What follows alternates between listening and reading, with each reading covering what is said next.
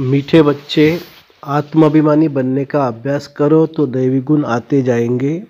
Criminal ख्यालात समाप्त हो जाएंगे। अपार खुशी रहेगी। प्रश्न, अपनी चलन को सुधारने व अपार खुशी में रहने के लिए कौन सी बात सदा स्मृति में रखनी है? उत्तर, सदा स्मृति रहे कि हम दैवी स्वराज्य स्थापन कर रहे हैं।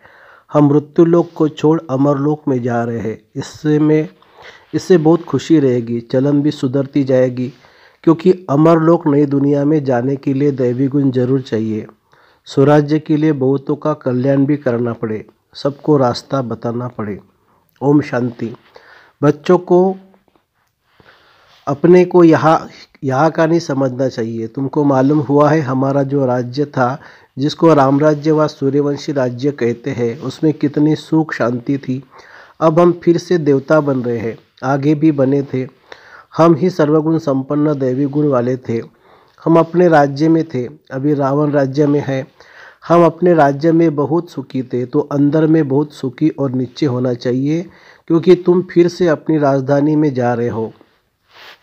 रावण ने तुम्हारा राज्य छीन लिया है। तुम जानते हो, हमारा अपना सूर्यवंशी राज्य था।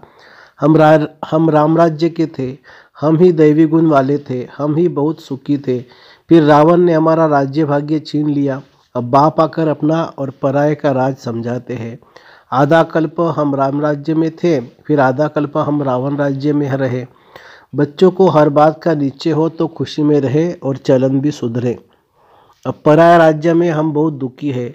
हिंदू भारतवासी समझते हैं हम पराये राज्य में दुखी थे। अब सुखी है अपने राज्य में, परंतु यह है अलग काल काग विष्टा समान सुख। तुम बच्चे अभी सदा काल के सुख की दुनिया में जा रहे हो, तो तुम बच्चों को अंदर बहुत खुशी रहनी चाहिए। ज्ञान में नहीं है तो जैसे ठिक्कर पत्थर बुद्धि है। तुम बच्चे जानते हो, हम अवश्य अपना राज्य लेंगे। इसमें तकलीफ की कोई बात नहीं है। राज्य लिया था, फिर आधा कल्प राज्य किया, फिर रावण ने हमारी कला काया ही चट कर दी। कोई अच्छे बच्चे हैं कि जब चलन बिगड़ जाती है तो कहा जाता है तुम्हारी कला काया चट हो गई है।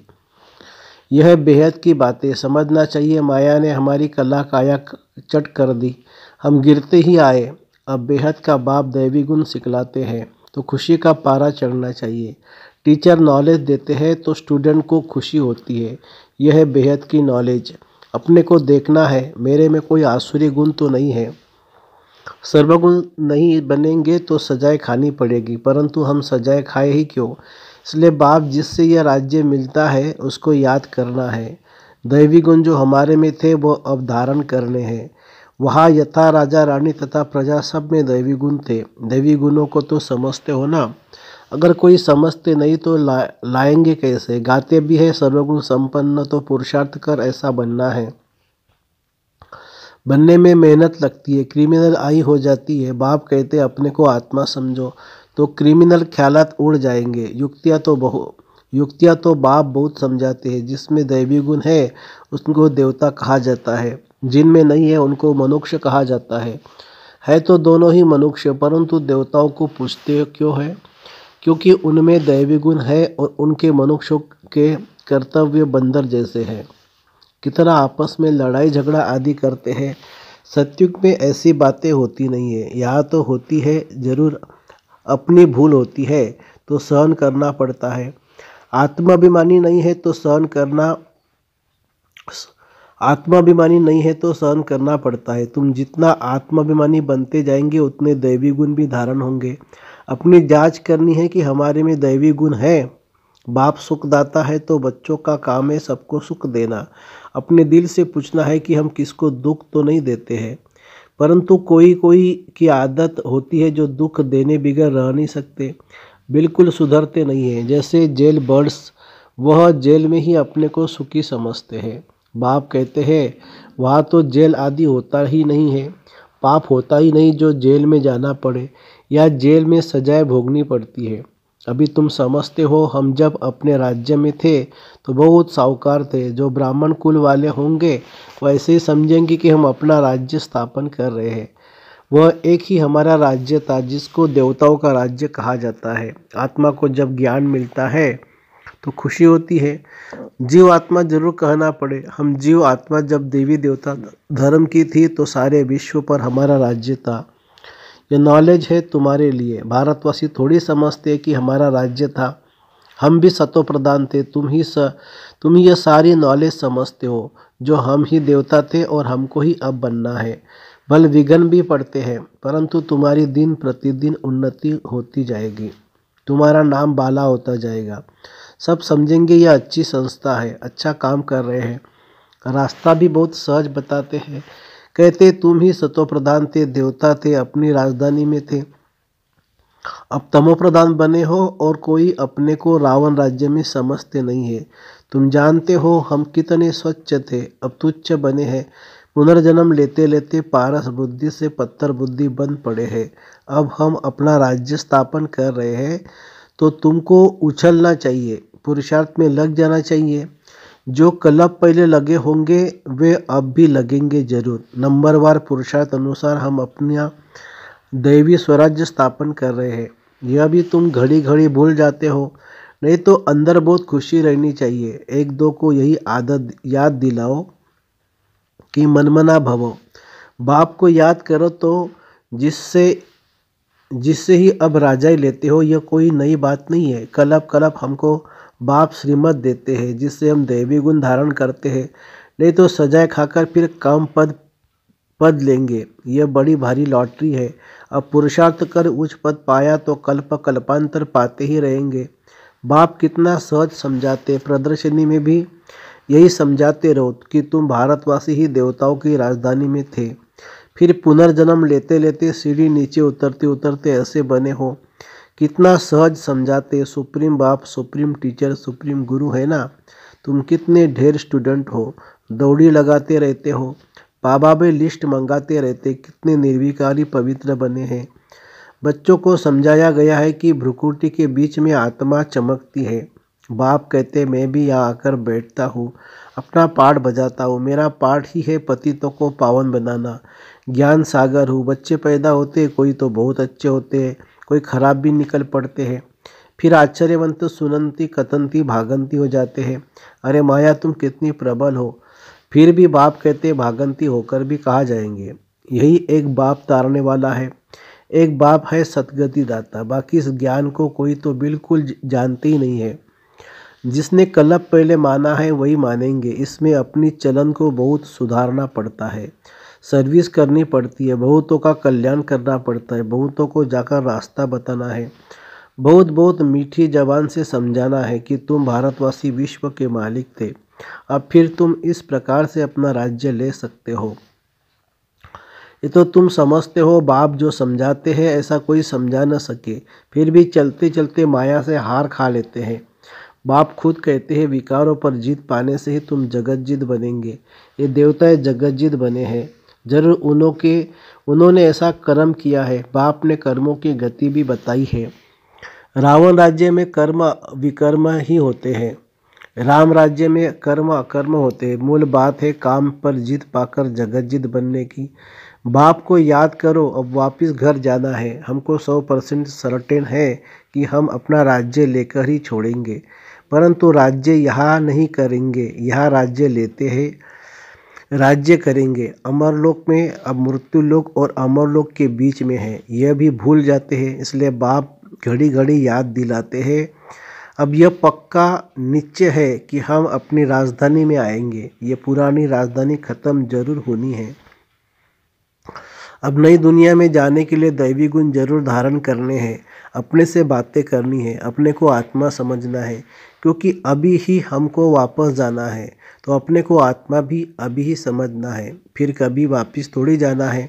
जो यह ज्ञान मिलेगा वहाँ 5 विकार ही नहीं होंगे जो हम योग लगाए। योग तो इस समय लगाना होता है पावन बनने के लिए।